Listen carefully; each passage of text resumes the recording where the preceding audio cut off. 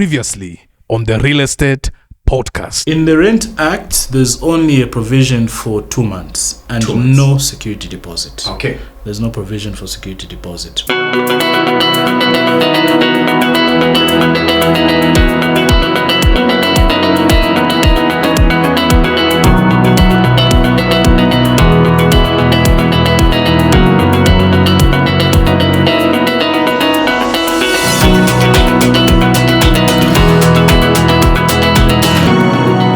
Getting to the minds of the landlords. Yeah. Remember, they have an obligation of paying the estate agent his commission. Yeah. Then 2, they need to possibly bring back the property in the standard, which it's more like attainable. Because if they don't work on the property, the client will give it back the way they got it.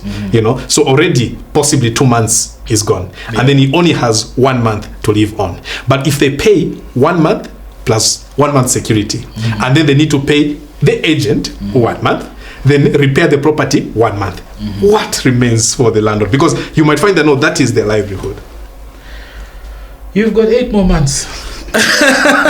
That's what it is. You've got 10 more months. But remember, we're the ones that actually suffer, because they'll tell you that no, since your client has paid 1 month for security, we'll give you when they pay the next payment. the next payment. Yeah, it's how can I put it? I guess it's a situation of we're just following industry standards, because as a registered agent you need to get your 1 month commission. So it's something that we can't really run away from. But of course, with relationships that you build with landlords, you can obviously say, okay, look, Mr. So and so, we can spread it out over, say, 6 months or 12 months, because I'm sure you also have those types of landlords where you are comfortable with them and they are comfortable with you. So you have that working relationship. Yeah. So I feel it's your obligation. You have to meet it. Yeah. Can we bust the bubble of viewing fee and finder's fee?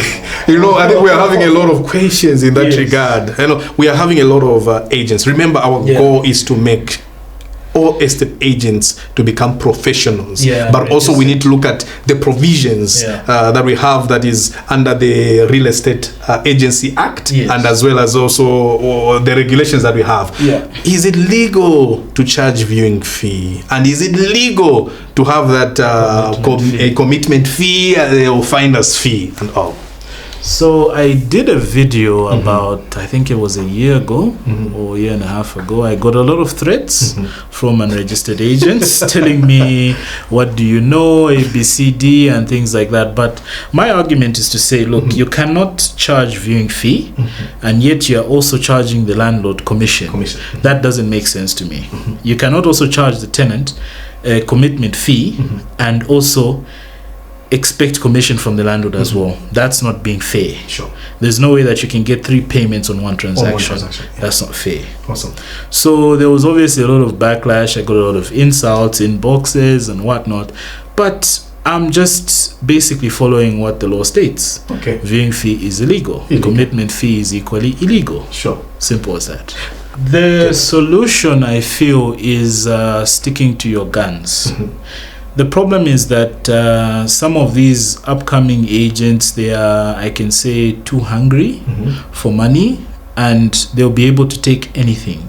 You find a landlord to tell you, okay, I'm not giving you commission, but you still accept to market the house. That's wrong. The best is if he says, I'm not gonna give you commission, is simple. Okay, no problem. Bye bye. Keep your property. If in, say, a neighborhood, everyone sticks to their guns and says, we're not gonna rent out John's house. John's house will stay on the market. He will be forced to bow down and engage an agent and come up with a realistic figure that benefits him and benefits the agent. Now the problem is people just want to accept anything and say, can I get this? Can I get this? It's fine. I'll compensate by charging a viewing fee and a finder's fee from the client, which is wrong. So that's why if you go to Zambia Registered Agents and you do the level 1, level 2, they will encourage you and tell you do not charge viewing fee, because it also it leaves a bad taste in the mouth. Victor's Hill Estates brings you a 1-acre fenced lot for sale in Makeni Oriental. The land is exactly 550 meters off tar with 2 semi-detached incomplete flats on site. Fully fenced with gate and razor wire on top. Workers' house also available at the back of the property.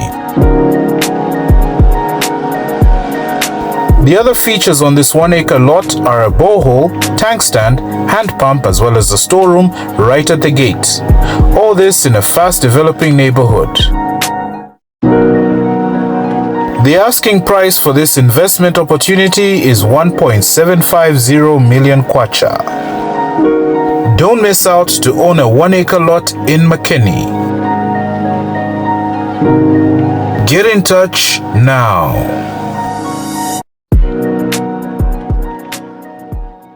Do you balance? I'm aware you are married. Yes. I'm aware you're coming from a family. I'm aware you are running a team under you. Yeah. How do you balance family, work, and business itself?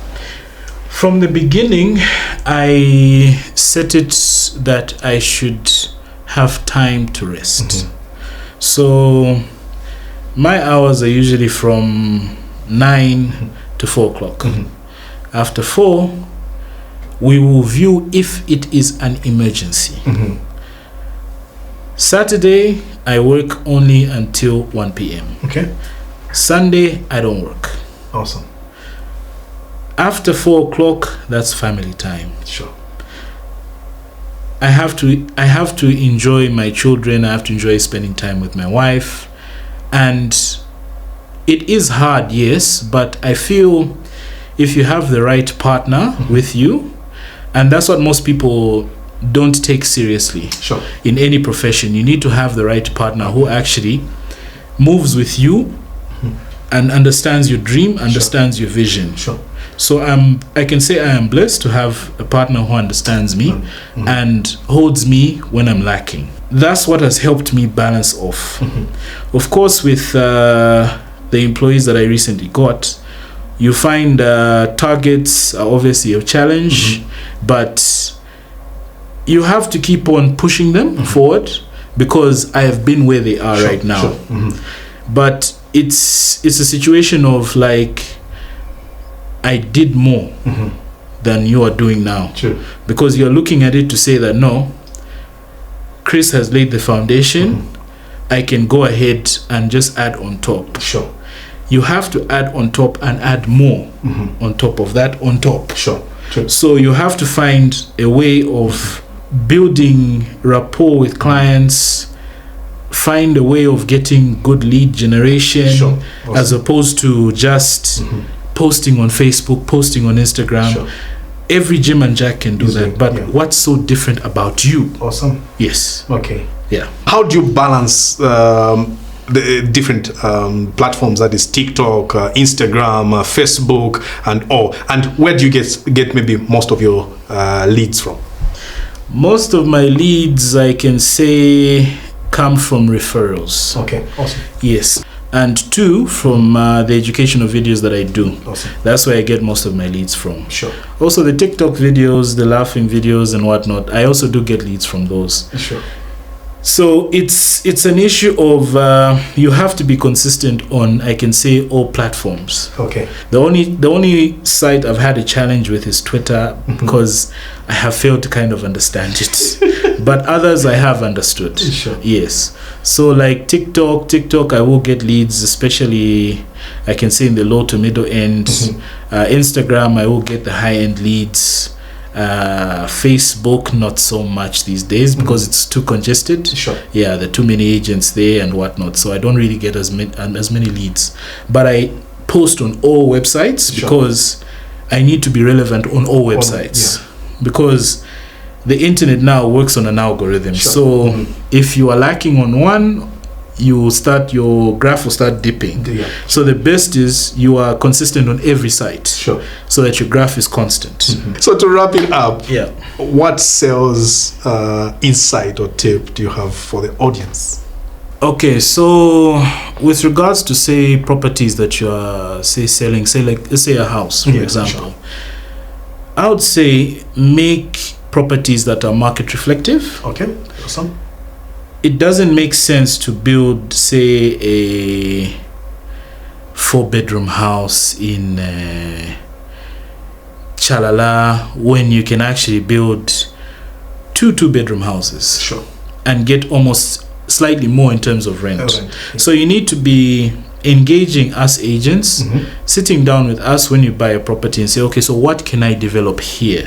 As opposed to just doing things just because you feel, no, my friend also did a 4-bedroom house, let me also do a 4-bedroom house. You need to follow the trends. You need to follow the way things are moving. Most families these days, it's husband, wife, or let's say partner 1, partner 2, because we're in a gender sensitive environment now. So partner 1, partner 2, and maybe 1 child. So it doesn't make sense for you to start pushing out 4-bedroom houses. It makes more sense for you to push out 2-bedroom houses, or maybe even 1-bedroom houses, because that's where the tide is moving towards to. Awesome. Yes. So it's understanding the market and doing what the market demands, not what you like. No. Awesome. Not what you like. Awesome. What you like will not always bring the food on the table. Awesome. Yeah. Thank you very much for coming through and giving us those insights. I've been your host, Ngosa Nkandu, the CEO and founder of Kingdom Real Estate Agency. We were talking to Mr. Crispin, the founder and CEO of Victor's Hill Real Estate Agency. Please, you may follow them on all their social media platforms. I don't know if you can just quickly shout your social handles. Instagram, you'll find Victor's Hill Estates. You also find Zed_Realtor. Sure. TikTok, Zed Realtor. Facebook. I'm on all the social medias. I'm sure you'll put the caption in the section below. Please, like, share, and smash that button. Thank you. We'll see you on the next podcast.